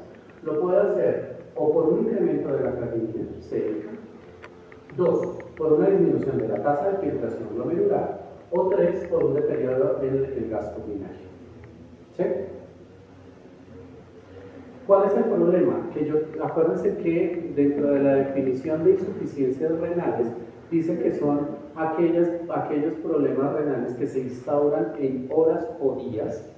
Creo que no lo tenemos como definición. Entonces esa es la definición. La insuficiencia renal aguda son problemas renales que se instauran en horas o días que duran menos de 3 meses y que si se le coloca tratamiento, se le inicia tratamiento, revierte la insuficiencia renal. ¿Sí? Mire que son 3 cosas claves. 1, que se instaura en horas o días. ¿Sí? 2, que dura menos de 3 meses. 3, que al momento en que yo le inicio el tratamiento, mejora el paciente. ¿Listo? Ok. Por eso es que tengo que hacer el diagnóstico ya lo más pronto posible para poder hacer el tratamiento, claramente. ¿Cierto? Me dicen, por tasa de filtración, deterioro de la tasa de filtración del 25, del 50 o del 75% al momento en que llega el paciente. ¿Sí? Niños, ¿quién de ustedes sabe cuál es su tasa de filtración glomerular? Ni siquiera yo, y eso que trabajo, y si me cómo hacer. ¿Sí? Yo no sé cuál es mi tasa de cuenta, pero porque me gusta para todas las cosas que me estaba haciendo. Pero en realidad me llega Eustaquio que vive en una vereda por allá en la porra, en el campo. Uno le dice, venga, Osito, don Eustaquio, ¿cuál es su tasa de filtración glomerular? Y el man le va a mirar, ¿la tasa de qué mierdas? Es obvio, nadie va a saber cuál es la tasa de filtración glomerular. ¿Sí? Pero ahí me dicen, una de las formas es que se le haya deteriorado 25, 50, 75. ¿Sí? Segundo gasto urinario, que haya un deterioro de la tasa del gasto urinario de menor a 0,5 en 6 horas, 12 horas, 24 horas. Profe, ¿Sí? perdón, pero disminuye 25% a comparación de qué? A comparación de cuando estaba normal. O sea, si no tiene estudios previos. Por eso estoy diciendo, es muy complicado. ¿Sí? O sea, es muy complicado con la tasa de filtración glomerular llegarle a definir cuál es el ritmo del paciente. Ok. ¿Sí? O sea, no sirve acá. Muy complicado. O sea, no es que no sirva porque la literatura médica lo trae. Pero que sea lógico, que sea ahora por gasto urinario. El gasto urinario, que por gasto urinario entonces dice 6, 12 y 24 horas del deterioro. Entonces me tengo que esperar a tomarle una muestra cada 6, cada 12, cada 24 horas. Y el más jodido. ¿Sí? ¿Cuál es la real? La que yo les recomiendo por creatinina. Es la más chimba de todas, entre otras cosas. ¿Por qué? Porque yo le voy a pedir laboratorios al paciente y dentro de esos laboratorios le pido una creatinina que me para cómo está la función renal. ¿Sí? Y entonces yo tengo que mirar, dice, multiplique el valor basal de la creatinina por 1.5, por 2 o por 3, para riesgo, lesión o fracaso. ¿Sí? Si su paciente tiene una creatinina multiplicada por 1.5, por 2 o por 3, dependiendo del valor que le dé, así mismo lo voy a clasificar. ¿Sí? Pero multiplicada por 1, por 2 y por 3, se refiere a tomar el valor basal 1.5 veces más del valor basal. sí. Pero, ¿cómo voy a saber yo cuál es la creatinina que tenía el paciente antes? porque se supone que esto es para clasificar en este momento, es porque lo tengo en un momento agudo. Por eso llama insuficiencia renal aguda. ¿Sí? Así que si acaba de llegar edematizado, seco, vuelto mierda, con diarrea y vómito, esa creatinina que tiene hoy es la normal que el paciente maneja antes de este cuadro. No. ¿En un hombre cuánto es? La creatinina. ¿El valor normal? De 9 a 8, de 0,9.3. ¿Y la mujer? 09. 0,913. Ah, Hombres. ya. Mujer. 0812. ¿Sí? Entonces, mire que me dice multiplique la creatinina basal por 1.5 para saber si está en riesgo. Multiplique por 2 para saber si está en rifle I o por 3 si está en rifle F. ¿Sí? Pero como yo no sé cuál es la creatinina del paciente antes de cuando ingresa hoy, ¿qué se les ocurre? ¿Multiplico o qué hago? Ejemplo, nos trajeron una creatinina de este man en 2.9. Está alto. ¿Es normal 2.9 para un hombre? No, está alto. No, ya está llevado. Sí, sí. Esa es la basal que el paciente maneja normalmente sin tener problemas renales al día de hoy cuando viene con diarrea y vómito. No. No. Entonces me dice la tabla, multiplique la basal por 1, por 2, por 1.5, 2 o 3. ¿Sí? Y entonces yo sé que esa no es la basal. Entonces no puedo multiplicarla. ¿Qué tendría que hacer entonces? Matemáticamente. ¿Dividirla? Miren, saquen la calculadora. Vamos a hacerlo uno a uno. Para que quedemos seguros de lo que somos.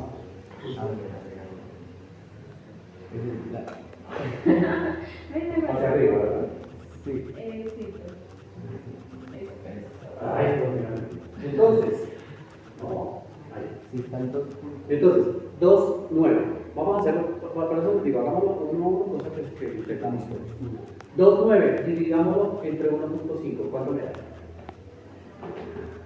2, 9 dividido entre 1.5. ¿Cuánto? 1.93.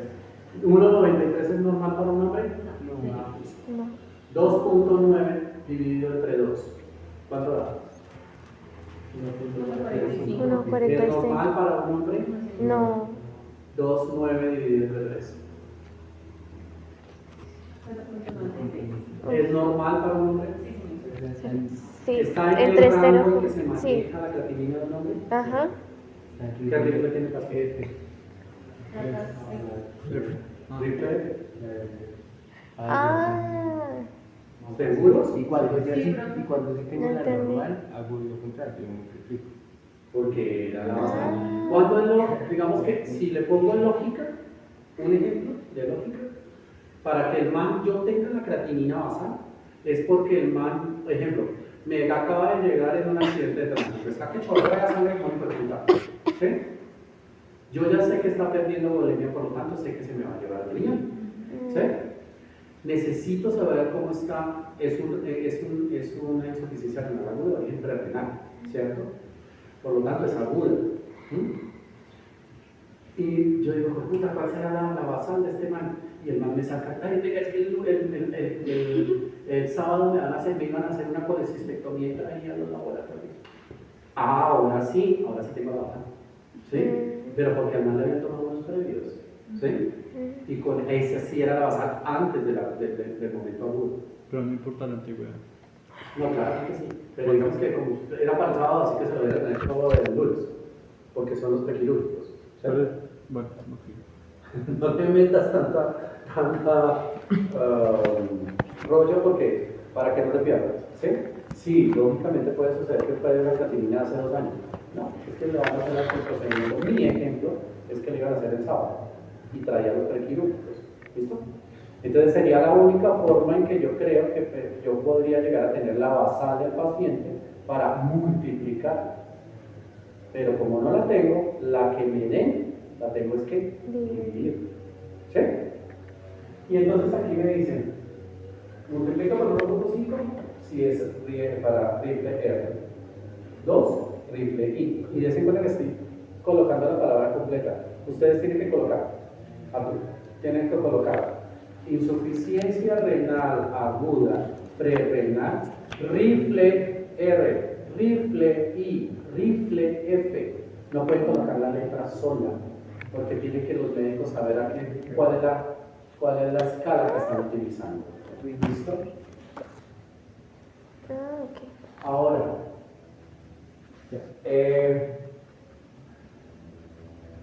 rifle R y F. ¿Por qué no nos colocan multiplicar o dividir en la rifle R?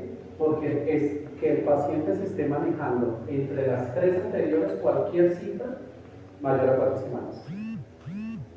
¿Sí? Si es mayor a 4 semanas y el paciente sigue manejándose en cualquiera de las tres, eso es rifle L. Y rifle E dice cuando la pérdida de la función renal es mayor a 3 veces. ¿A qué correspondería entonces? Enfermedad Enfermedad crónica. Por eso no cambiaron, le hicieron una modificación a la rifle y la pasaron a aquí. ¿Sí? ¿Dónde la encontré? Y si yo tengo una F, un rifle F, ¿puedo asociar de pronto también los otros porcentajes? Si lo tienes claro, chévere. Sí. Sí, ya está.